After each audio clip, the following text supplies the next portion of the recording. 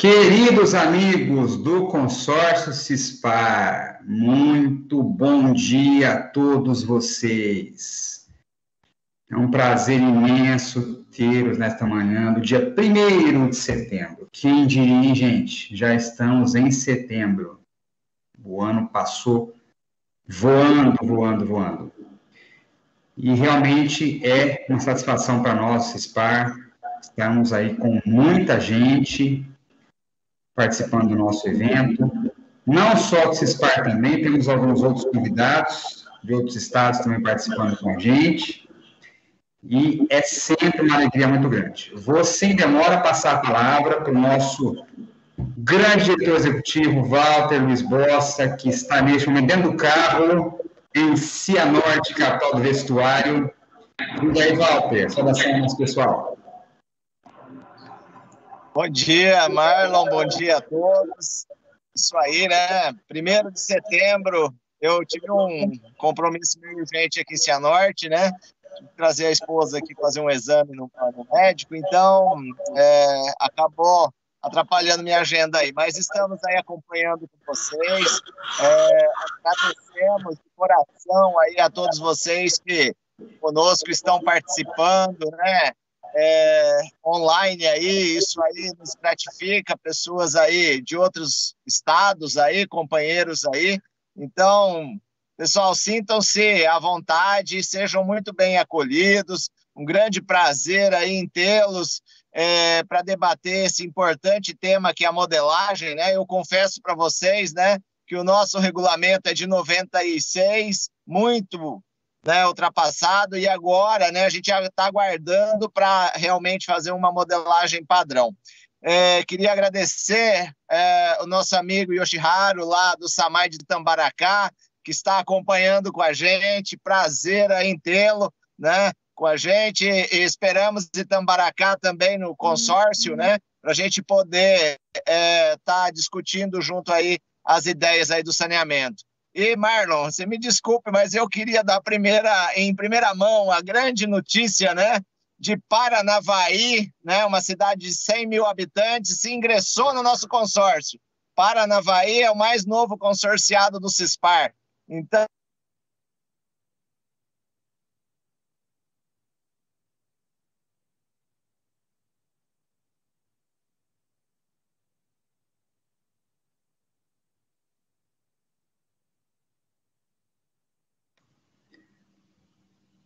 acho que cortou o áudio do Walter lá, gente.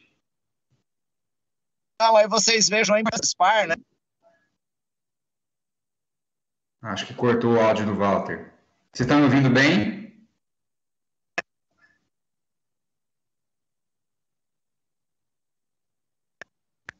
Voltando aí, Marlon.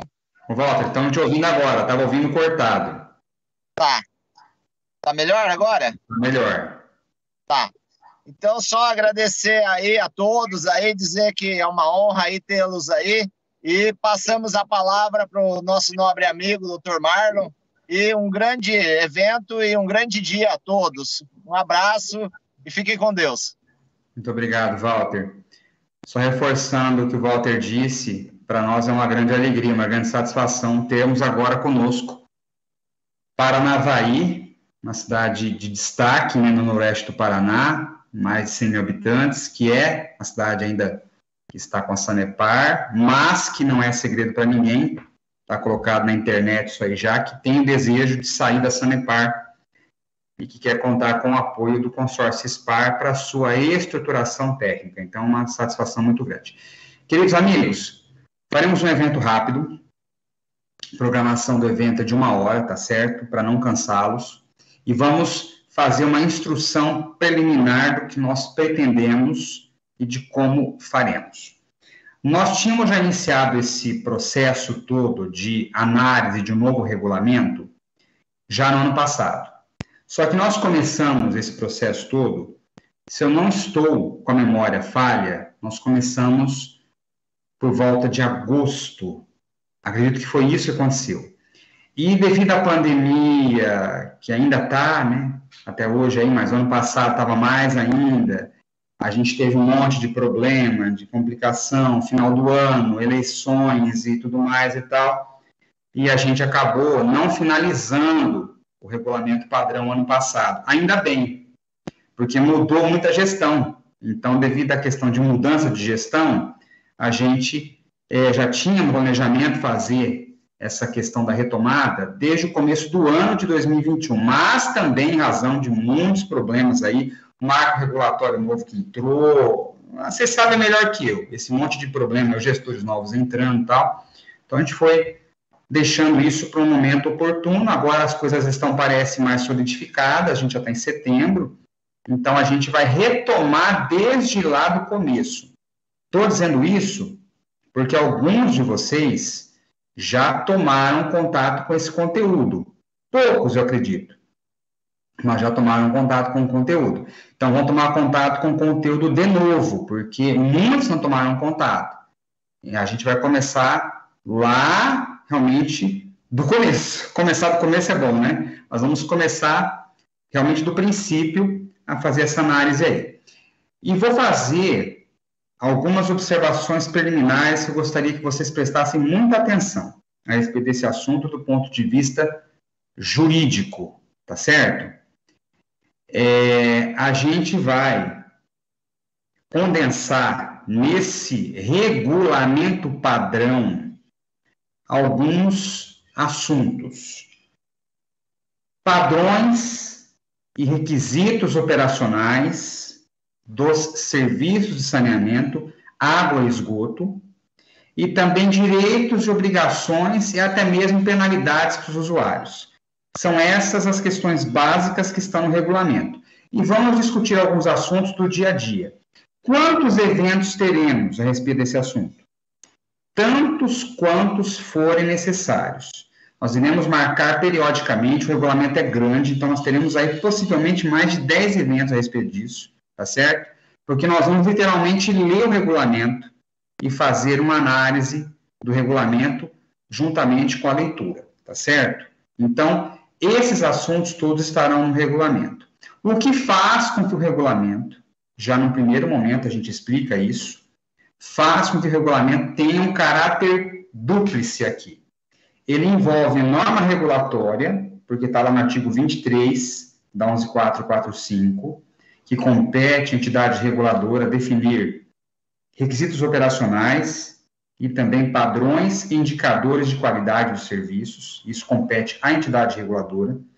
E também mexemos com a competência do titular, que no caso é o município, porque no artigo 30, inciso 1º, a linha A, do decreto 7217 de 2010, que é o primeiro decreto que regulamentou a lei 11.445, diz que direitos e obrigações dos usuários e penalidades também são normas de competência do titular. Então, esse regulamento condensa as duas normativas juntas, razão pela qual, prestem atenção nisso, razão pela qual esse regulamento, ele é gestado primeiramente pela entidade reguladora, mas ele depende depois de uma análise do Conselho de Regulação Local, de cada um dos municípios aí, né, uma análise do conselho, a gente pode até depois mandar um resumo para o conselho, ou até mesmo fazermos uma reunião virtual, né, evidentemente, a gente tem preferido reuniões virtuais com os conselhos de regulação locais, que no nosso caso são muitos, né, a gente tem mais de 30 conselhos aí funcionando, e a gente faz reunião, explica para o conselho. Então, há uma manifestação regulatória, em primeiro lugar, e depois que é aprovado, né, isso pelo Conselho de Regulação, se for esse modelo aí, tá? Se for exatamente esse modelo, depois que é aprovado, a gente remete isso para que o titular, no caso o município, edite isso para ingressar no ordenamento jurídico de vocês, geralmente via decreto, lei não, né, mas via decreto, isso acaba ingressando no ordenamento jurídico. Ah, mas eu tenho que seguir exatamente o regulamento padrão, não posso fazer nenhuma alteração? Pode, claro. É um padrão de ideias que são consolidadas ao longo de muitos anos e que já foram analisadas tecnicamente, do ponto de vista jurídico e do ponto de vista da engenharia. Já houve essa análise. Mas eu posso modificar alguma coisa? Pode.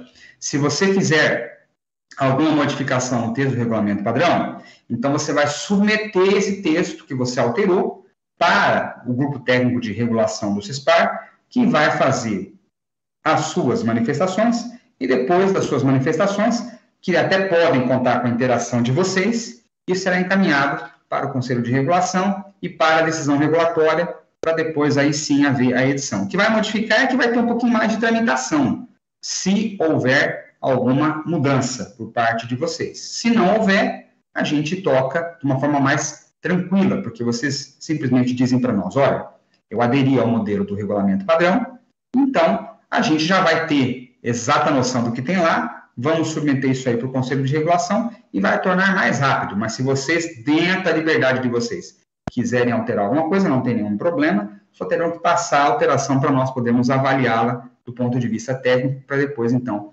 dar a devida tramitação regulatória, tá bom? Então, esses são os caminhos a serem percorridos em relação ao regulamento. Outra coisa que eu quero comentar com vocês. Ah, mas não tem uma norma nacional a respeito desse assunto? Olha, o regulamento, ele tem um conteúdo mínimo técnico, mas o regulamento ele é baseado notadamente em normas técnicas que vêm ali dos setores técnicos de engenharia e condensa também algumas questões que são, digamos assim, padronizadas, poucas, né, em relação ao arcabouço jurídico, mas muita coisa do regulamento é uma questão aberta, dependem da análise local. É por essa razão que vocês podem modificar o regulamento. Então, o regulamento é uma norma muito aberta, que está dentro da competência legal do ente federado, no caso do município, para legislar. Então, a liberdade legislativa é muito grande. Não tem muito padrão obrigatório a ser seguido no regulamento. Entenderam? Então, por exemplo, um prazo para resolver reclamações de usuários.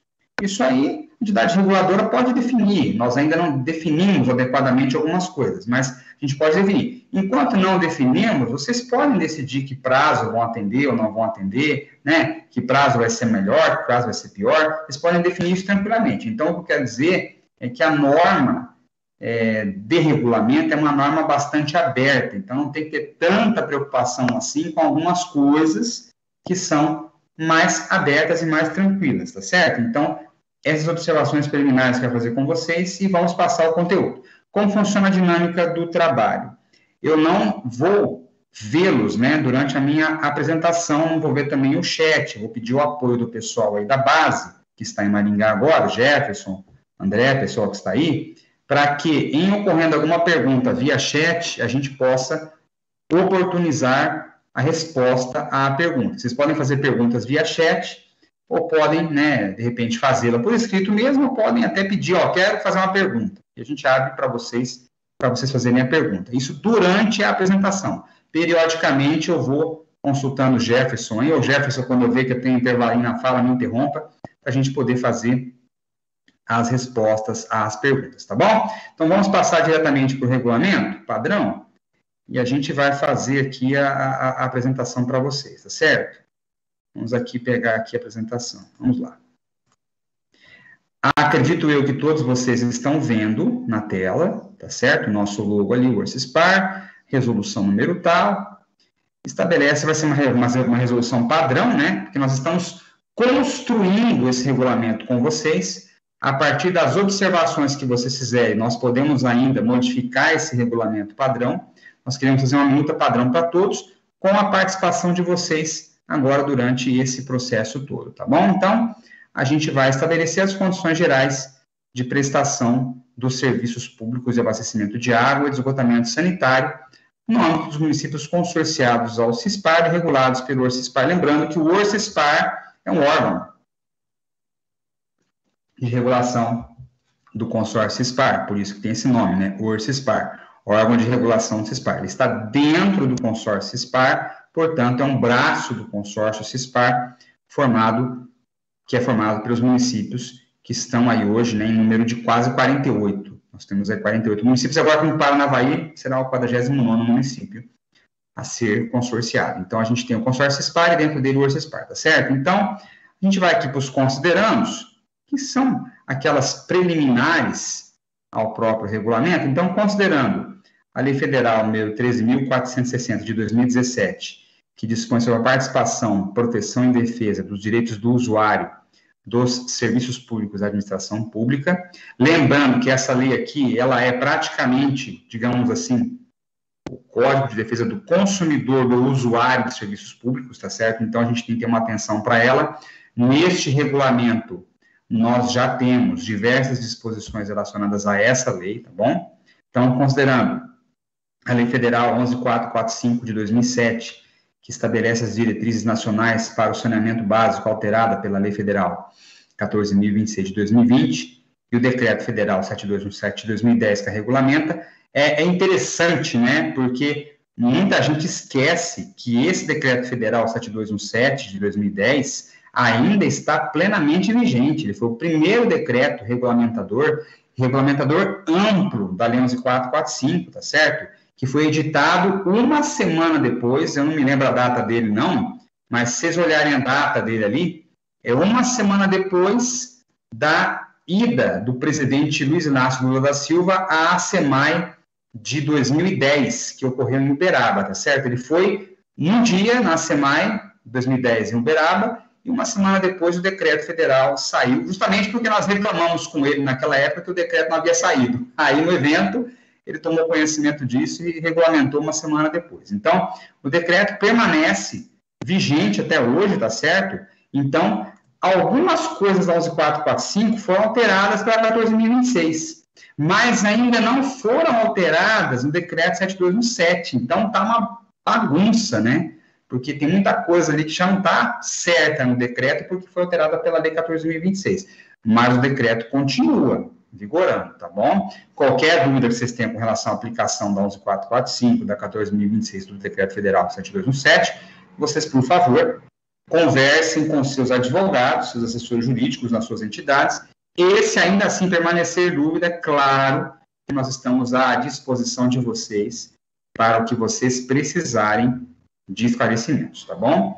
Continuando, considerando que a Lei Federal 11.445 de 2007, em seus princípios fundamentais, descritos no artigo 2º, inciso 11, combinado com, isso aqui é combinado com, tá, gente? O artigo 43 diz que os serviços públicos de saneamento básico devem ser prestados com segurança, qualidade, regularidade, continuidade, considerando que a Lei Federal 11.445 de 2007, nos termos do artigo 23, incisos 1º e 2º, confere à entidade reguladora competência para editar normas regulatórias de natureza técnica, econômica e social, incluindo padrões de prestação dos serviços e requisitos operacionais de manutenção dos sistemas, considerando que o decreto 5440, amplamente conhecido por todos vocês, de 2005, que define os procedimentos sobre o controle de qualidade da água de sistemas de abastecimento e institui mecanismos e instrumentos para divulgação de informação ao consumidor sobre a qualidade da água para consumo humano, considerando essa portaria que ninguém conhece, né, quase, de consolidação número 5, de 2017, que dispõe sobre os procedimentos e responsabilidades relativos ao controle e vigilância da qualidade da água para consumo humano, e considerando o regulamento CONAMA 357 de 2005, regulamento CONAMA 430 de 2011, que dispõe sobre as condições e padrões de lançamento de efluentes, fica aprovado este regulamento sobre as condições gerais de prestação dos serviços públicos de água e esgoto. É claro que os considerandos que aqui estão são aqueles ditos principais, né? Porque se a gente for ficar repetindo todos os considerandos constantes em legislação federal, a gente faz um considerando de 20 páginas, né? Então, aqui são os considerandos que nós reputamos como principais em dado momento. Vocês podem alterar isso aí também perfeitamente, mas considerando são as partes preliminares. É como se nós estivéssemos apontando os fundamentos justificadores para a edição do nosso regulamento, tá bom? Então, os considerandos são isso, são justamente fundamentos justificadores para a edição de determinada norma. Então, capítulo 1º do objetivo. Jefferson, tem alguma pergunta já no chat aí?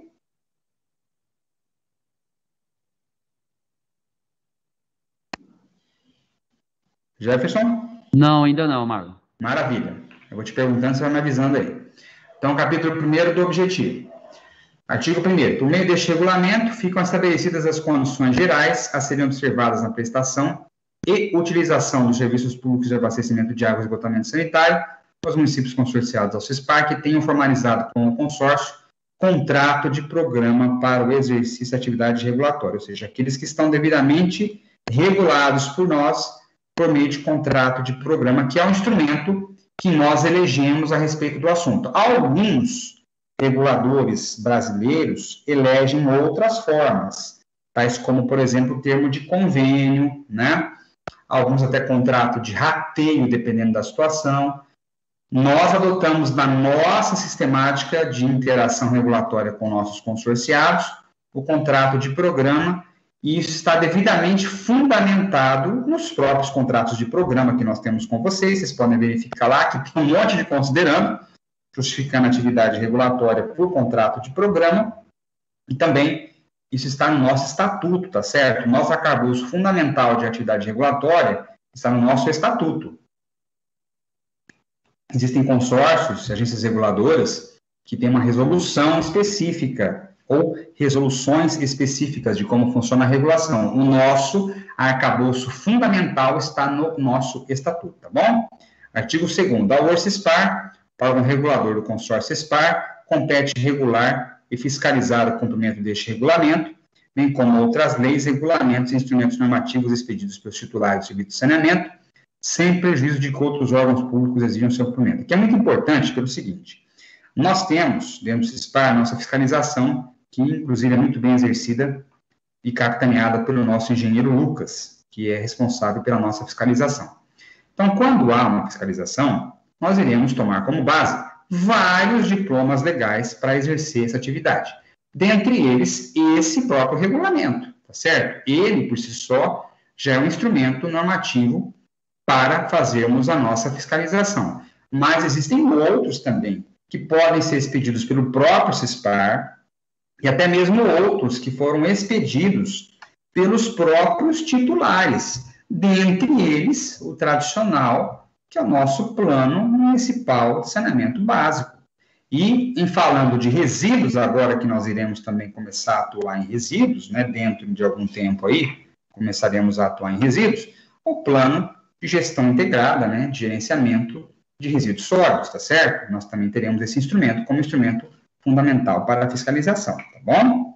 Capítulo 2º, prestador de serviço. Artigo 3º. Competem ao prestador planejamento, implantação, ampliação, operação e manutenção dos sistemas públicos em cumprimento aos planos municipais de saneamento básico, no limite de suas atribuições, às normas de regulação e demais normas vigentes, efetuando a administração eficiente e adequada aos serviços prestados. Parágrafo único. A prestação do serviço será feita de modo a contribuir para a saúde pública e proteção do meio ambiente. Aqui é importante dizer o seguinte: essa expressão, no limite de suas atribuições, o que fica, na verdade, dentro da regulação e dentro do prestador? Como é esse limite entre regulador e entre prestador? O que é mais controle interno do prestador e o que é atividade regulatória? Isso é importante a gente destacar, para vocês poderem entender.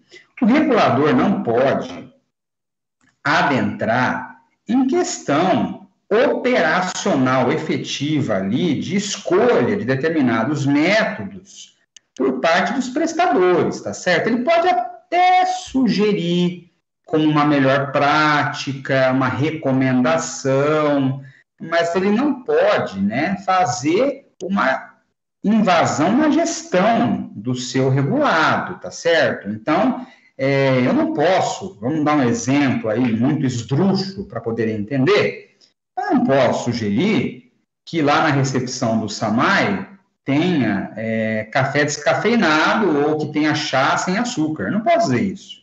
Tá certo? Isso aí quem define é o prestador dentro do seu dia a dia. Eu não posso definir cor de uniforme, não posso definir onde colocar a mesa para atender, eu não posso definir como é que vai ser o logotipo do carro, eu não posso dizer isso. Isso aí é uma questão de operação do próprio prestador, tá certo? O que nós fazemos enquanto regulação são aquelas condutas macro que têm a ver com a prestação do serviço em si, no que tange a sua qualidade, sobretudo com relação à saúde pública e proteção do meio ambiente. É claro que se a gente for numa ETE e verificarmos que lá está no estado lastimável, nós iremos falar, aí sim, isso cabe à regulação dizer, olha, está muito feio lá, o ambiente está com aspecto desagradável, está tendo um problema lá muito sério, né, em razão de algumas questões estruturais, e vocês, por favor, corrijam isso, porque tem a ver com o próprio serviço. Exemplo típico que eu vou citar aqui para vocês, eu não vou dizer a cidade, porque fica deselegante, mas é uma cidade do interior do Espírito Santo, né, eu trabalho, tenho a honra e o privilégio de trabalhar com o pessoal do Espírito Santo, que até, se eu não estou enganado, estão aqui na nossa live também, um abraço para vocês, meus queridos irmãos do Espírito Santo. Então, uma da cidade do Espírito Santo tinha uma ETA, né, extremamente feia, do ponto de vista visual, extremamente feia. E aí entra aquela questão, né, como é que está a água, a qualidade da água que está nessa ETA? Isso chamou a atenção até do Ministério Público, né? Aí a gente foi acionado pelo Ministério Público para dizer, olha, mas, estou dizendo, a gente foi acionado porque a gente regula esse município, né? A qualidade da água está boa ou não, porque a ETA está com aparência horrível. Então, a gente foi lá e analisou a água, verificou que a água estava adequada. Só que a ETA estava horrível. Então, é uma conduta administrativa manter a ETA bonita, devidamente reparada, pintada, né, inclusive. Mas era uma questão que repercutia diretamente na confiabilidade, não é verdade? Do próprio serviço. E lembrando, né, que essa característica de ter confiabilidade, que está com esse princípio aí de segurança, né, devidamente vigente, observado, ele interfere. Então, a gente interferiu nisso, a gente sugeriu que tivesse uma aparência adequada naquela ETA, uma aparência adequada naquela estação, porque as pessoas passavam lá, olhavam, e, inclusive, a gente até desconfia que foi a própria promotora que passou e olhou, porque ela via isso com frequência, era o caminho dela, né? Ela deve ter visto isso e falado, meu Deus do céu, deve estar horrível a água dessa ETA. Então, vejam só como é que interfere. Aquilo que interfere na confiabilidade, na continuidade, na segurança para o nosso usuário, isso a gente tem que interferir. Agora, questões que não interferem, que são de organização do serviço, isso não. Exemplo também que eu dou para vocês em relação a uma cidade, né, do interior de Minas Gerais, em que a fiscalização foi lá, na autarquia de saneamento, e verificou um armazenamento inadequado de sulfato, né, no depósito. Então, vejam só, estava lá armazenado de forma inadequada. A gente não pode chegar na autarquia e dizer assim, olha, né, vocês comprem menos porque a licitação tem que vir com uma compra menor. E foi justamente esse o problema. Eles disseram para nós que a quantidade era grande porque a licitação foi feita de um jeito que a entrega mínima era muito grande. Nós não podemos dizer para eles, olha, comprem menos na licitação. Não é uma questão nossa. Não nos pertence isso. O que nós podemos dizer é que está armazenado de forma inadequada.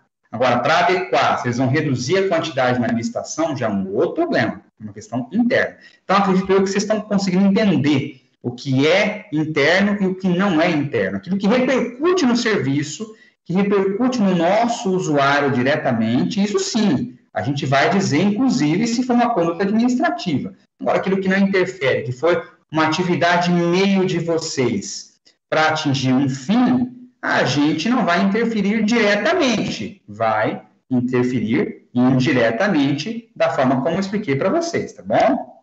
Já tem alguma pergunta aí? Por enquanto não, Marlon. Maravilha. Artigo 4º. O prestador é responsável pela adequada prestação dos serviços, satisfazendo condições de regularidade, continuidade, eficiência, segurança. Vejam só, acabei de falar para vocês a questão da ETA aí, né? Segurança, né? Atualidade, generalidade, cortesia, modicidade das tarifas, universalização e transparência. Regularidade quer dizer, regularidade e continuidade estão intrinsecamente ligados, né? O serviço de saneamento teria 24 horas por dia, 7 dias na semana, 30 dias no mês, ou 31, ou 28, ou 29, 365 dias ou 366 dias por ano. eficiência, ou seja, atingir o fim da melhor forma possível, segurança, ou seja, confiabilidade, né, que as pessoas, os usuários têm que ter no nosso serviço, por isso que eu dei o exemplo da ETA, né? Você confia numa ETA que tem uma aparência horrível? Não confia, tá certo? Você confia numa autarquia que tem instalações horríveis? É difícil confiar. E eu falo sempre isso, sabe? Dentro de certos limites de moralidade e de questões republicanas, dentro de uma certa coerência, tá certo? É muito bom que a gente invista na nossa sede, na sede do nosso escritório, porque um escritório mal cuidado, um escritório detonado, revela um descaso muito grande. Se aquilo que o usuário está vendo já está ruim, imagina aquilo que ele não está vendo, né? É o pensamento que a gente tem, não é verdade? Imagina só, você chega num restaurante, o restaurante está horrível, está sujo. Meu Deus do céu, imagina a cozinha, então, do restaurante, como é que está. Então, por isso que eu digo, dentro de certos limites, claro, não vão fazer obras ali que sejam parafernálias, né, que sejam muito caras na sede do SAMAI, do SAAI, mas cuidá-lo bonitinho, direitinho, né, deixá-lo com uma pintura adequada, com cadeiras confortáveis para os usuários, nem que seja modesto. A gente sabe que a gente tem SAMAI pequeno, modesto, a gente tem, né? Temos aí vários, temos aí, né, Jardim Olinda, Paranapoema, Ângulo, Jaguapã, tem vários aí SAMAIs modestos aí, né, que a gente sabe. Alguns não tão modestos assim, mas são modestos, né, a gente sabe, não vamos confundir isso. O SAMAI modesto não tem que ser, né, necessariamente, a autarquia modesta não tem que ser uma autarquia que não se apresente adequadamente para o usuário, tá certo? E esses que eu citei estão apresentados adequadamente, tá? Diga-se de passagem. Então, não tem que ser uma coisa ruim, né? Um SAMAI modesto pode ser, sim, muito bem apresentável, né? Então, cuidem da sede. A gente tem sedes maravilhosas, porque o usuário se sente bem. Então, a segurança tem a ver com isso aqui. A atualidade, ou seja, sempre antenado com as melhores práticas de gestão, com as melhores práticas para atividade fim, né?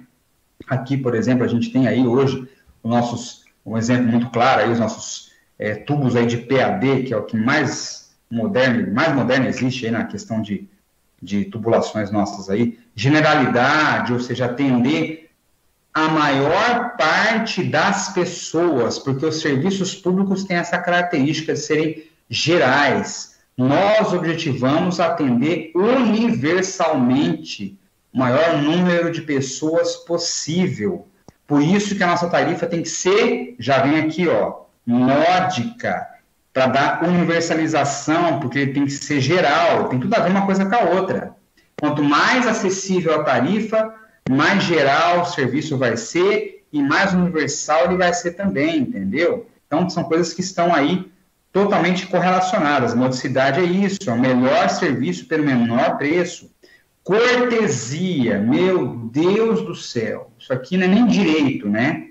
Não é nem questão jurídica, se bem que eu também tenho formação em gestão pública, então me atrevo também a falar alguma coisa a respeito disso para vocês. Mas tem mais a ver isso aqui com recursos humanos, a ciência da administração com letra maiúscula. Cortesia. O que significa cortesia? É o tratamento respeitoso, o tratamento com urbanidade, o tratamento realmente dedicado para ouvir o nosso usuário. Foi-se o tempo que o nosso usuário, né, era uma pessoa desinformada, uma pessoa que não lutava pelos seus direitos. Hoje em dia, com a internet aí, com os meios de comunicação em massa, o nosso usuário conhece muito dos seus direitos e cabe a nós tratá-lo da melhor forma possível. E é duro, gente, porque parece que isso não entra na cabeça de muito prestador público, justamente porque tem monopólio natural. Nós somos um monopólio natural, não tem competição para nós, né? A gente acha que, às vezes, estaria fazendo um favor. Não é um favor, pelo contrário, é um serviço público que é remunerado, o nosso salário vem dessas pessoas que pagam as contas de água, então a gente tem que tratá-los muito bem. E a gente sabe que tem autarquia que relega isso, que não deixa um bom atendimento, que presta um atendimento muito, muito, muito deficitário. Ao passo que tem autarquias nossas que são show de bola, show de bola. Eu visito algumas aí, posso citar alguns ótimos exemplos aí, né? A gente cita Jussara, que é um exemplo de atendimento, aí o pessoal de Jussara é nota 10, Ibiporã é nota 10, Marechal Cândido Rondon é nota 10 também, né? Maravilhoso atendimento. Então a gente sabe que tem autarquias que atendem muito bem as pessoas, tem a cortesia como uma política mesmo, né? Mas tem autarquia que não. Então tem exemplos aí péssimos a respeito disso. Eu costumo sempre citar um exemplo disso, de como que isso, a falta de cortesia, ela repercute no serviço, e muito, muito. Eu não vou citar a cidade também, porque é deselegante, mas é uma cidade relativamente grande, né? Grande. Não vou nem falar o estado, não, porque senão fica até meio fácil, né? É uma autarquia também, mas é uma cidade grande, uma cidade de 90 mil habitantes, aí, com uma autarquia de saneamento, é uma cidade grande. E um dia eu fui visitar essa cidade, fui falar com o diretor. Para começar, que uma cidade que tem uma autarquia, né, uma cidade de 90 mil, o maior, uma autarquia com um escritório muito pequeno, né, pequeno, tudo bem, mas isso também não é justificativo. Mas eu cheguei no escritório da autarquia, juntamente com o meu colega que foi comigo, e a gente acabou tendo que esperar no mesmo ambiente que as pessoas que são atendidas e que fazem reclamações dos seus serviços, porque a sala do diretor da autarquia era próxima a esse local, só tinha ali para esperar. Então, eu fiquei ali esperando o diretor, fiquei ali por uns 20 minutos, esperando o diretor nos atender, e era o local do atendimento das pessoas, tá? E aí, vejam só vocês, que situação. Chegou um senhor simples, né? Como 90% das pessoas que visitam são pessoas simples, né? Chegou um senhor simples e tal, e ele sentou-se para fazer uma reclamação da sua conta de água. E a atendente, do jeito que ela estava olhando para o computador, ela continuou olhando para o computador. Ela não mudou o olhar. E o senhor disse, né, bom dia, moça. E ela, bom dia. Daquele jeito, né? Daquele jeito que vocês sabem como é que é. Bom dia. Não é assim, né? Tudo bem. Aí ele falou, moça, é o seguinte, você pode puxar aí no seu sistema, eu pago minhas contas de água rigorosamente em dia, você pode puxar aí. Só que essa conta chegou para mim eu não lembro o dia, vamos colocar aí, dia 12, e ela venceu dia 10. Como é que eu vou pagar pontualmente uma conta? No dia 10 ela chegou dia 12, minha conta chegou atrasada. E eu não quero pagar isso aqui com acréscimo, porque foi culpa de vocês. Aí ela disse o seguinte para a pessoa, nem olhou para a cara da pessoa, disse o seguinte, olha, isso é culpa da empresa que entrega a conta, não é culpa nossa. E parou de falar. Aí ele disse, mas espera aí, quem contratou a empresa que entrega a conta? A autarquia contratou, mas não é culpa nossa, é culpa da empresa. Não, moça, então é culpa de vocês. Vocês têm que falar para a empresa entregar a conta pontualmente. E aí começou ali uma discussão entre a atendente e o senhor, e ele saiu de lá dizendo o seguinte, eu vou entrar com um processo contra essa autarquia. Ele falou algumas palavras impronunciáveis aqui, né? Mas eu vou entrar com um processo contra essa autarquia. Vocês viram, depois sobra quem? Os advogados, né? Aí vem lá processo de indenização, tudo mais. Então, uma coisa simples, que é o atendimento bem feito, repercute em muita coisa na autarquia. Gente, repercute em muita coisa, né? Esse exemplo aqui que eu dei vem até a ver com outro fato também nosso, muito importante, né? O primeiro município regulado, honrosamente por nós, no consórcio SPAR, é o município de Marechal Cândido Rondon, que está aqui conosco hoje, que eu amo de paixão. Marechal Cândido Rondon é um dos municípios que eu amo de paixão. Então, o Marechal Cândido Rondon começou a ser regulado por nós em 13 de maio de 2010. Data sugestiva, né? A abolição da escravatura, 13 de maio, né? Tem um código aberto aí, gente. Se puder fechar o áudio para a gente, fica melhor para tramitar aqui, tá bom? Então, olha só. Começou a ser regulado 13 de maio de 2010, né? E, gente, o tempo que está regulado o Marechal Cândido Rondon, quer dizer, de 13 de maio de 2010 até hoje, são 11 anos regulados por nós. E quantas reclamações de usuários de Marechal chegaram para nós até hoje no CISPAR? E não é falta de avisar, não, porque eles avisam lá que tem o CISPAR, né? Quantos chegaram para nós até hoje? Eu não me lembro de ter chegado alguma. Se teve alguma aí, depois o pessoal de Marechal me corrige aí, se chegou alguma aí, reclamação para nós aí. Mas eu não me lembro de chegar nenhuma reclamação para nós. Mas por que não chega? Porque lá tem um atendimento muito bom. Resolve-se muita coisa lá, nem tudo resolve-se lá. Então, o atendimento bom repercute nisso. repercute até mesmo na ausência de chegada de reclamações à regulação. Então, vejam como é que funciona um bom atendimento. Que maravilha. E Biporã também é regulado por nós. Eu não me lembro de ter chegado reclamações. Acho que Biporã deve ter chegado, nem se chegou uma, duas. E Biporã também é regulado por nós, é grande. Então, vejam só como é que o atendimento bom de Marechal de Biporã repercutem, né, bem até mesmo nisso. Então, a cortesia, que é uma coisa assim, cortesia... Não, é muito importante. É muito importante, porque a cara da sua autarquia é aquela de quem te atende, que atende lá o usuário. É aquela que vai atender o usuário. Aquela pessoa que está lá para atender o usuário tem que ser a pessoa mais bem preparada do ponto de vista de atendimento da autarquia. Tem que ser a pessoa preparada. A pessoa que tem que ter um controle emocional muito grande, a pessoa que tem que ter uma preparação para lidar, que tem que conhecer o regulamento minimamente daquelas partes principais, é essa pessoa aí, e que às vezes a gente relega essa pessoa, não é verdade? Então vejam só que princípios que são importantes aqui. Parágrafo primeiro. Jefferson, alguma pergunta aí? Não. Maravilha. Parágrafo primeiro. Para os fins previstos no caput desse artigo, consideram-se. Eu não vou ler, não, gente, os princípios, porque a gente já comentou sobre eles aí, né? Só para repetir aqui a cortesia, né, que a gente falou, ó, tratamento aos usuários com civilidade, urbanidade, assegurando acesso à apresentação de reclamações e solicitação de esclarecimentos de serviços. Então, tá aí. Não vou ler de novo, não. Transparência.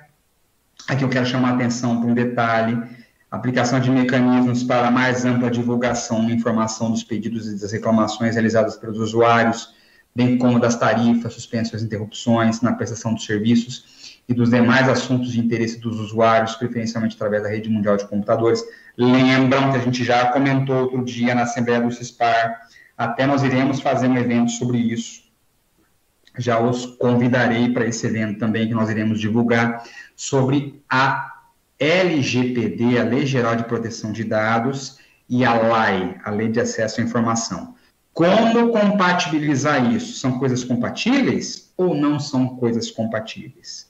São sim, nós iremos demonstrar isso daí, mas basicamente na Assembleia do CISPAR, a última que tivemos, eu comentei com vocês que a LGPD tem a ver com aquelas informações privadas que serão devidamente tratadas dentro das autarquias e que dizem respeito apenas à relação do usuário com vocês. Os seus dados pessoais, as suas informações pessoais, no trato único e exclusivo que nós temos com o nosso usuário. É uma questão de direito privado e de lidar com informações que estão localizadas no direito privado, que são informações relativas à sua intimidade, à sua privacidade, que são tuteladas pela Constituição Federal. Agora, aquelas informações que, pela Lei de Acesso à Informação, nos impõe a ampla divulgação, essa nós não temos como vedá-las, né, ou restringir o acesso, invocando a LGPD. Exemplo claro de aplicação de um ou de outro, tá certo? Eu vou no SAMAI de Jussara, ou eu vou no SAMAI de Ango, ou eu vou no site de Marechal Cândido Rondon e faço um requerimento. Eu, Marlon Gracinho Barbosa, tal, quero informações a respeito do nome, dá um exemplo esdrúxulo aí, né? Do nome e dos dados do usuário do serviço de saneamento de Marechal Cândido Rondon, de Jussara ou de Ango, localizado na rua tal, número tal. É claro que o SAI não vai poder me dar esse dado. Não vai. Porque é um dado protegido pela Lei Geral de Proteção de Dados. Não pode me dar dados pessoais de alguém. Não pode. Não pode. Não pode. E até mesmo é questionável se isso viesse, por exemplo, de um pedido de Câmara de Vereadores, querendo informações pessoais sobre determinada pessoa, né, determinado usuário. Ou até mesmo, como é muito tradicional, a Câmara de Vereadores pede informações sobre os usuários que tiveram corte de água nos últimos 60 dias. É questionável essa informação, porque é uma informação que diz respeito a uma situação pessoal dos usuários. Ah, mas não está em cadastros públicos? Não. O que está nos cadastros públicos aí, se pode pedir até, quantos cortes ocorreram, quantos valores, né, qual valor, quantos reais, qual valor que foi objeto, né, de um corte, você pode até dizer isso, né, genericamente, em relação aos seus bancos de dados, mas não pode tecer a minúcias de quem está nisso daí, porque você vai ferir o direito à intimidade das pessoas. Até mesmo porque eu comentava isso na Assembleia. Quando um vereador pede isso, ele tem em mira saber se alguém teve sua água cortada ou não. Não é isso? É isso. Para que interesse que ele tem de pedir nome de pessoas? Para verificar quem é. E a gente não tem um princípio na administração da impessoalidade? Ora, eu tenho um regulamento que me diz que eu vou cortar água a cada 45 dias, 60 dias, porque o intervalo mínimo é 30 dias, né? A gente tem um intervalo mínimo lá da Lei 11.445, que é 30, mas eu coloco no meu regulamento 60, tudo bem. A cada 60 dias, dentro do meu planejamento administrativo, porque eu não vou conseguir cortar todo mundo ao mesmo tempo, mas eu tenho rotas, né? Eu tenho rotas aí. Dentro do meu planejamento administrativo, que eu até recomendo que vocês façam isso também, tá certo?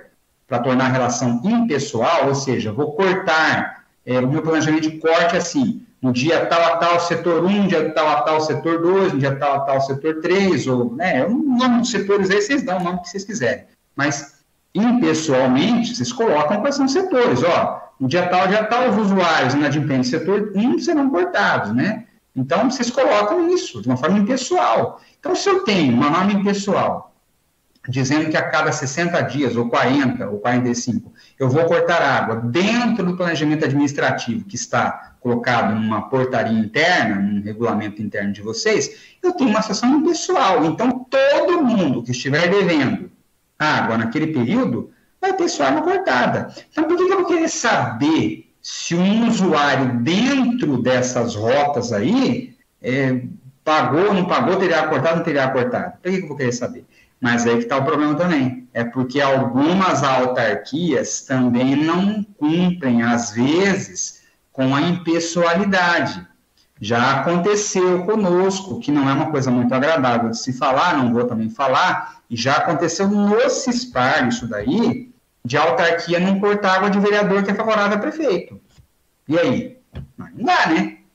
Não dá. Quem está pisando na bola aí é a autarquia. Aí vem, em consequência, um requerimento desse totalmente esdrúxulo, pedindo nomes. Não precisa pedir nome. Não precisa.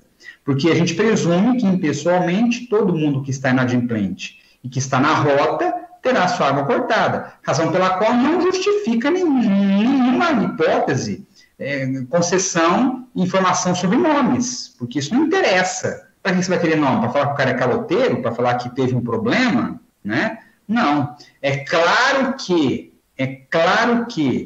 havendo suspeitas de pessoalidade, o que eu orientaria até a se fazer?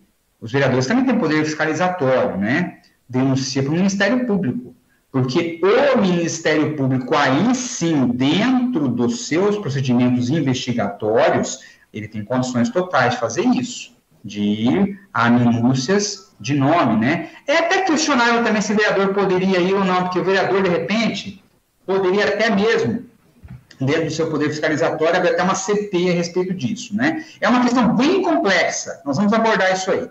Mas, basicamente, aquilo que não interessa comunitariamente tem que ser preservado do ponto de vista da privacidade dos seus usuários. Eu entrei num campo até um pouco meio melindroso aí, que é a questão fiscalizatória da Câmara de Vereadores, é questionável, tá? Sobretudo se houver aí um fundado receio de que a impessoalidade tenha sido quebrada, porque quem descumpriu a regra foi a administração, né? Mas esse é um outro pormenor aí. O que importa é dizer que a transparência se dá em relação aos dados públicos que a autarquia operacionaliza, tá bom? Jefferson, alguma pergunta aí? Não, ainda não, Marlon. Achei que essa da transparência ia dar um pouco de pergunta, acabou não dando por enquanto, pelo menos, né? Mas a gente vai fazer um evento sobre isso, gente, vamos fazer evento sobre isso.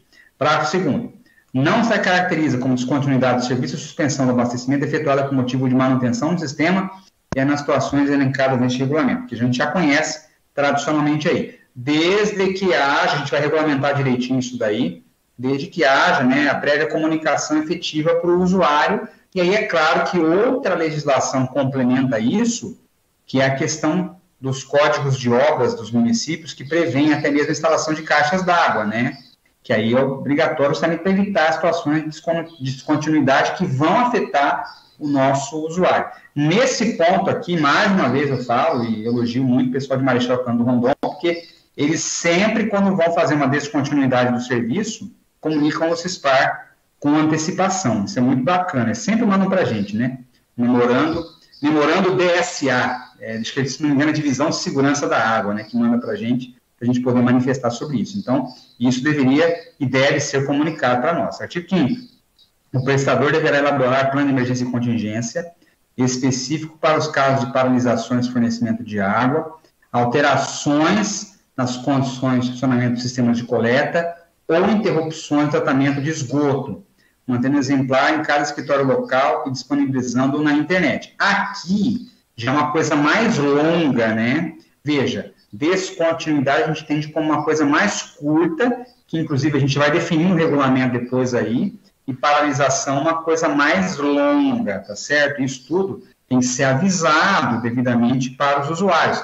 Plano de emergência e contingência. E mais uma vez aqui eu me remeto a Marechal Cândido Rondon, que tem, né, plano de contingência e emergência relacionado a racionamento e comunica o CISPAR sobre isso e divulga também para as pessoas essa questão de racionamento, né? Inclusive, tomara que isso seja resolvido logo na Marechal Cândido Rondon. Assim a gente torce, né?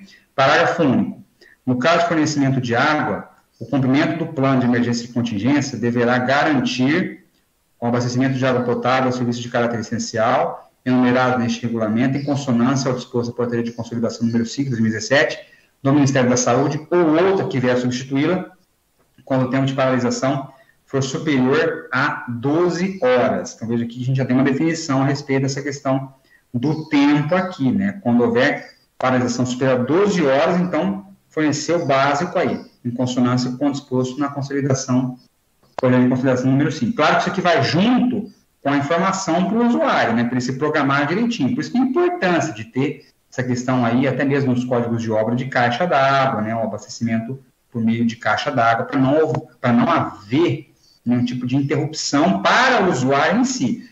Pode ser que o sistema até paralise, mas o usuário não vai ficar sem, tá certo? Artigo 6º. A implantação de sistemas públicos de abastecimento de água e de esgotamento sanitário, as ligações prediais, as instalações de equipamentos de medição serão efetuadas pelo prestador ou terceiro devidamente autorizado. Autorizado por quem? Pelo prestador, porque somente o prestador é que faz as instalações e também as intervenções, tá certo? Eu não me lembro se ainda tem no CISPAR, se tem alguém ainda que deixa para o próprio usuário instalar isso aí. Eu acho que não. Antigamente tinha umas autarquias que deixavam para o usuário instalar o seu próprio equipamento de medição. Aí é muito complicado, porque despadroniza tudo, né? Você não sabe se a ligação está bem feita ou não está, então é uma coisa inconcebível. Lembrando que as instalações e os equipamentos de medição são as nossas caixas registradoras, né? Quanto mais tiver certinho isso tudo, mais dinheiro vai entrar. Por isso que a gente tem aí uma questão muito óbvia. Ah, minha autarquia está totalmente sucateada. Entrei aqui e está tudo bagunçado. O que eu vou fazer primeiro? Na minha visão, Marlon, vocês podem ter uma visão diferente da minha. Na minha visão, primeira coisa, organizar o escritório. Comentei com vocês no começo e reitero isso. Primeira coisa, organizar onde eu vou ficar, né, grande parte do meu tempo, onde eu vou receber as pessoas. Então, primeira coisa, não sabe o que fazer? Organiza o seu escritório. Organiza a sua gaveta, organiza o seu armário, organiza a sua mesa, coloca uma cadeirinha boa para o usuário sentar, cadeira rasgada nem pensar, coloca um negócio confortável, tenta investir no ar-condicionado, que não é sofrido demais, a gente vai começar a ter de novo o período quente, é muito sofrido o usuário não ter, né, um local confortável e adequado para esperar o atendimento, investe lá, e investe depois em hidrometração, porque é onde vai entrar seu dinheiro e não fazer nada, né? Tem que mexer em nada, é só trocar o hidrômetro, coloca o hidrômetro aqui nessa e coloque hidrômetro onde não tem hidrômetro, que é inconcebível também. Isso já vai dar um upgradezinho na sua arrecadação de cara, né? Então, duas coisas você poderia fazer, investir no escritório e hidrometração, tá certo? Claro que depois você vai fazer outras coisas aí que são importantíssimas também, mas esses dois aí, fatores, são os que eu primeiro visualizo como os mais interessantes aí. E é claro que o equipamento de medição, quanto mais moderno, melhor, né? Que o Diego, o Walter aí, que de Jussara, de forma aí pioneira, colocou 5, né, hidrômetros aí, que são aqueles, eu nem sei o nome, gente, o Walter sabe desse negócio, aquele eletrônico lá, né, que mede até pensamento, que seria classe D, na verdade, o hidrômetro, né, é isso, acho que é isso, classe D, ele colocou 5 lá em Jussara para fazer medições de teste, né, então isso é um investimento muito importante. Então, invistam nisso. Parágrafo único. O prestador implantará os sistemas públicos de abastecimento de água de esgotamento sanitário, preferencialmente áreas públicas de uso comum. Isso aqui é importante. Nós não sofremos tanto com isso, não vejo tanto sofrimento nosso com isso, aqui no Paraná, dada a nossa condição geográfica, né? Que é favorável. Mas isso aqui no Rio Grande do Sul, Espírito Santo e Minas Gerais, meu Deus do céu, né? Terrenos que tem ali a soleira negativa, né? Esgotamento sanitário com soleira negativa. Como é que você faz? Meu Deus do céu. Duas soluções são possíveis. Ou coletor de fundo, né? Você coleta no fundo das residências, todo mundo vai coletando ali no fundo, ou bombeia para frente, né? Que também é uma solução que no Rio Grande do Sul o pessoal aventou e colocou na regulação, bombeamento para frente, né? Bombeamento de esgoto dentro das residências, é uma coisa de louco isso aqui. Mas, preferencialmente, em área pública de uso comum, para não ter problema, para você operacionalizar questões que existam dentro desses lotes, né, que venham a causar um problema de saúde pública. Imagina um coletor de fundo que tem um problema ali de esgoto, né? Como é que você vai resolver isso facilmente? Vai interferir na propriedade privada? Como é que você vai fazer? É uma questão delicada. Então, a área comum, a área pública de uso comum é muito importante aqui. Artigo 7º. Em caso de dano ao patrimônio do usuário, procedimento para apuração, limitado ao valor estabelecido no artigo 24, caput 2 da Lei 8.666 de 93, inclusive quando houver emissão de laudo pericial, deverá ser concluído em até 60 dias a contar da data da solicitação do usuário, podendo haver prorrogação. Esse artigo aqui, eu vou até grifá-lo, porque ele vai comportar uma reflexão nossa aqui. Isso aqui é uma reflexão importante. Primeiro, porque a Lei 8.666, né? Você vê que esse regulamento aqui ele foi feito na base dele antes de abril de 2020, né? Antes de abril de 2021 agora, né? Foi ano passado. Porque agora a lei já é outra, né? Nós temos aí a Lei 14.133, que inclusive a gente tem feito alguns treinamentos sobre ela aí já. Então, a gente vai ter que alterar isso aqui e com detalhe, né? O valor da 14.133 é bem maior que o valor do artigo 24, caput 2º da 8.666. Então, isso aqui, esse artigo trata do chamado procedimento para reparação voluntária de danos causados ao patrimônio do usuário. Só que agora ficou muito alto esse valor. Já era um pouquinho alto aí, né? 17.600. E agora ficou 50 mil pelo artigo 75, caput, inciso 2º da Lei 14.133. Então, aqui, talvez a gente tenha que restringir de acordo com cada caso, tá certo? Porque uma autarquia maior pode ter um limite maior de reparação administrativa. Uma autarquia menor, um valor menor. Então, por exemplo, em Biporã, Sarandi, Marechal Cândido Rondon, né, são maiores aí, poderiam colocar até 50%, de repente, né, do valor da Lei 14.133, que vai dar R$25 mil aí, para reparação voluntária, desde que haja um processo dentro da autarquia com laudo pericial. Mas não dá para aplicar isso aí, não precisa mais de ângulo, né? Não dá. Se R$25 mil em ângulo, não dá. Lá tem que ser 10% disso, R$5 mil no máximo, entendeu? Então, aqui a gente vai ter que relativizar, vou até colocar a palavra aqui, ó, relativizar para cada prestador, porque aí cada um vai resolver aquele limite que seja o mais interessante para si, tá certo? Parágrafo único. Constatado o dano ocasionado pelo prestador, o ressarcimento ao usuário devidamente atualizado pela taxa Sistema Especial de Liquidação de Custódia Selic deverá ser feito por meio de crédito a ser processado nas faturas seguintes ou, se houver solicitação do usuário, por depósito bancário identificado, ordem de pagamento ou pelo envio de cheque nominal no prazo máximo de 30 dias úteis. Esse artigo aqui, gente, tem a ver hoje com a moderna tendência do direito administrativo, e aqui, né, temos advogados que estão nos assistindo, que é o direito administrativo do consensualismo, né? Ou seja, aquilo que a gente pode resolver sem intervenção do judiciário, é melhor que nós resolvamos administrativamente. Havia sempre um receio, eu até me filiava a essa corrente aqui também, de que a gente não poderia fazer muitas composições voluntárias no âmbito administrativo. Só que hoje a visão é outra, a visão é do direito do consensualismo. Então, desde que a gente monte um processo correto, com a emissão de um laudo pericial adequado, que a gente comprove realmente que o usuário tem razão, não tem nenhum sentido a gente fazer com que ele vá ao judiciário para indenizá-lo daquilo que nós estamos causando. Então, aqui entra a questão realmente desse afastamento daquela visão do direito administrativo dos anos 80, dos anos 70, né, que era aquele império do Estado, né, que às vezes o Estado, imperadorzão, manda em tudo e o usuário obedece. Então se quiser indenização de mim, você tem que ir para o judiciário. Não é bem assim mais. O Estado se modernizou, né, e a nova lei de licitações, inclusive, abrindo parênteses aí, gente, ela é recheada desse direito do consensualismo. Até quem fala muito bem sobre isso é o professor Gessé Torres, do Rio de Janeiro, né, que fala muito disso. Até procurem aí, digitem aí, Gessé Torres, consensualismo, direito administrativo no Google, vai aparecer um monte de coisa para vocês aí. Gessé Torres, consensualismo, direito administrativo, parece um monte de material bom aí para vocês estudarem sobre isso. Então, ele fala muito disso, né, que a nova lei, inclusive, ela é recheada de consensualidades, né, então, essa questão de termos do Estado absoluto, ela já não é mais a versão atual do direito administrativo, tá bom? Gente, na verdade, a gente avançou aqui, a gente começou às 9h15, né? E eu vou avançar só mais aqui no artigo 8º, aí depois a gente vai deixar para outro dia, tá? Artigo 8º diz o seguinte: o prestador de serviços executará de forma constante a conservação e manutenção dos serviços públicos de abastecimento de água e de esgotamento sanitário, mantendo-os em condições adequadas de operação, segurança e limpeza, obedecendo às normas e aos procedimentos técnicos pertinentes. Claro, isso aqui vai ser fiscalizado, inclusive, pela entidade reguladora. Parágrafo 1º. O prestador deverá evitar vazamentos de água e extravasamentos de esgoto com a finalidade de prevenir perdas ao sistema público de abastecimento de água e contaminação do meio ambiente. Claro.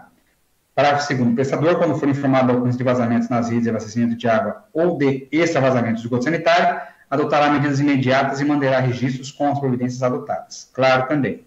Parágrafo 3º. Nos casos de impedimento da adoção de medidas imediatas, o prestador registrará as razões. Está vendo só que importante? Parágrafo 4º. O prestador deverá adotar medidas de segurança e de prevenção de acidentes, bem como medidas adequadas de proteção, no sentido de restringir o acesso de pessoas não autorizadas às unidades operacionais. Isso aqui é importantíssimo, tem a ver com o princípio da segurança, que nós vimos ali na prevenção, na prestação de serviço, né? Não é à toa que nos Estados Unidos da América, os sistemas de abastecimento de água são vistos como questões de segurança nacional, né? Porque não há maneira mais eficiente de fazer um ataque terrorista com morte em massa do que contaminar a água, né? Imagina, contaminar a água é muito eficiente de matar um monte de gente. Então, por isso que nós temos, sim, que adotar medidas de segurança e de prevenção de acidentes. E é interessante isso aqui, pode parecer bobagem, mas no Brasil a gente deixa muito solto isso, né? Muito solto, é muito fácil ser terrorista da água no Brasil, porque eu vou dar um exemplo também aqui rapidinho, de uma autarquia que eu fui, no Espírito Santo, vou citar o estado, não vou citar a autarquia, né? Em que eu cheguei atrasado, poucos minutos para uma reunião, e eu não sabia onde era a reunião. E aí eu cheguei no setor de entrada da autarquia, não tinha ninguém.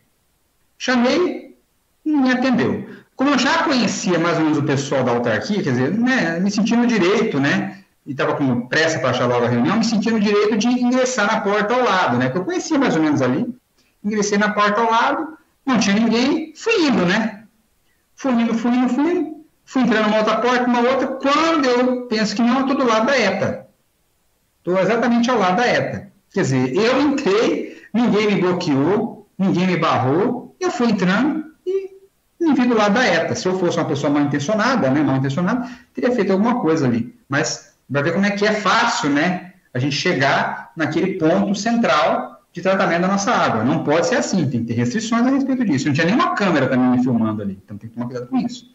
Parágrafo 5º. As unidades operacionais deverão dispor de identificação própria e do prestador de serviços e conter aviso de advertência. Parágrafo 6º. A manutenção de unidades operacionais obedecerá ao estipulado no manual de operação e as intervenções serão obrigatoriamente registradas, né? Isso aqui é que nem consertar avião, né, gente? Registrar tudo o que está acontecendo, porque até mesmo para efeito de responsabilização. E ainda mais hoje, que a lei de licitações, você vê que tem a ver uma coisa com a outra, né? Mas é que ela trouxe um princípio muito importante, gente, que é o princípio da administração pública, e vinculado ao controle interno, que é o princípio da segregação das funções, tá certo? Então, para efeito de controle interno e para efeito de controle administrativo, é importante que cada um seja responsável por aquilo que faz. E a melhor maneira de deixar uma pessoa bem responsável por aquilo que ela está fazendo é fazer com que haja um registro disso, porque ela vai ser mais diligente, né? Porque a função dela vai estar bem ali segregadinha. Você vai saber exatamente que no dia tal, na hora tal, o servidor tal colocou uma dosagem tal de cloro na água. Se acontece algum problema com relação à qualidade, você vai saber quem foi. Quer dizer, não vai ficar ao relento, ao léu, quem foi responsável. Por isso tem que ser tudo muito bem registrado, tá certo? Parágrafo 7º. Os registros referidos nesse artigo deverão ser mantidos no livro de correção da unidade operacional por pelo menos 24 meses. Pode até ser mais, mas esse é o prazo mínimo que nós colocamos aí, tá certo? Bom, gente, eu vou colocar aqui que nós paramos aqui. Mas não sai não, só vou colocar aqui. Quero dar um recadinho para vocês ainda.